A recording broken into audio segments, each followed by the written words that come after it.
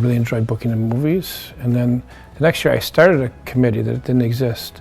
It was called Concerts and Special Events. And the idea was, let's book concerts and bring it to Carroll. And I ended up producing a thing called Spring Fest. The idea I had was an all-day extravaganza, Woodstock on main campus hall, the whole deal. And it was really fun, and we booked a really big band from Milwaukee, and everybody was there, and it was a massive party, and the police came and shut it down partway through.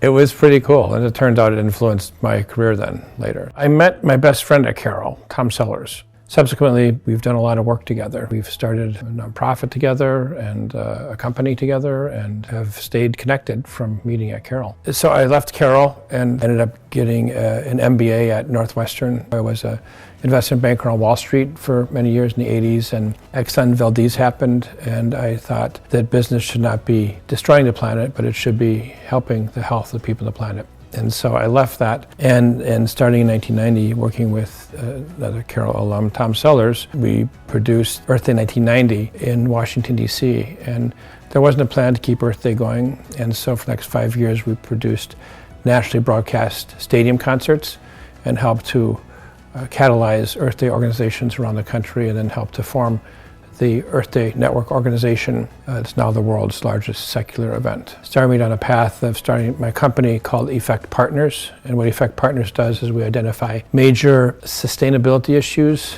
and then we come up with companies or concepts to become campaigns and then movements. Earth Day is an example of one. The other was, I was reading about this thing called global warming in the late 90s, and nobody was talking about it. It seemed sort of important. And so I convinced the top 20 environmental groups to work together for the first time. And Ben & Jerry's had just been acquired by Unilever, and people thought they weren't cool anymore. So I created the first ever global warming campaign by creating a Ben & Jerry's ice cream flavor with Dave Matthews Band. And that launched global warming messaging in this country and campaigns. Around this time, Toyota had this ugly car called a Prius that nobody was driving, and so they asked me to help launch that, and so I launched the Prius for Toyota. And then over the last 30 years, I've been involved with creating the movements around green energy, organic food, corporate responsibility, plant-based food. I worked with Obama's administration on EPA messaging, and I worked with Apple Computer and helped them to develop their sustainability strategy of being the first company to take complete responsibility for their CO2 emissions. Right now I've created this thing called the Music Sustainability Association. I figure every established industry has a green association, but the music industry didn't, and so I formed this with, there's 200 people and all part of it, that we're working to create systemic change in the music industry. I think one of the biggest challenges I faced was getting cancer at 40. I'm fine now, and it was just a matter of a couple of surgeries, but what it led me to do was to launch the campaign which grew the organic industry.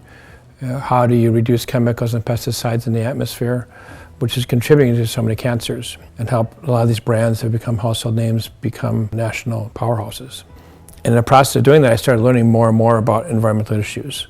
And I believe if you take the time and learn about environmental issues, whether it's ancient forests or endangered species, chemicals, climate change, you sort of can't go back, right? It's one of those things where when you see it, you have to take action on it. I've been the crazy guy in the corner on a lot of these issues. Hey, we should make Earth Day an annual event.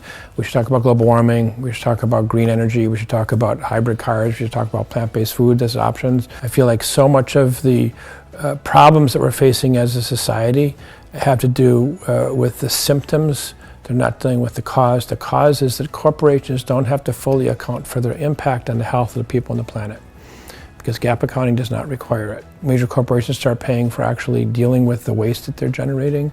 They're not going to be incented to ever do the right thing. Well, I think, the great success is 5 really happy, successful kids. That's probably the most important, but I think from a career standpoint, been able to create a company which is getting the country to realize we need to move, reduce, reuse, recycle. Recycling is not working. We got to get to reuse.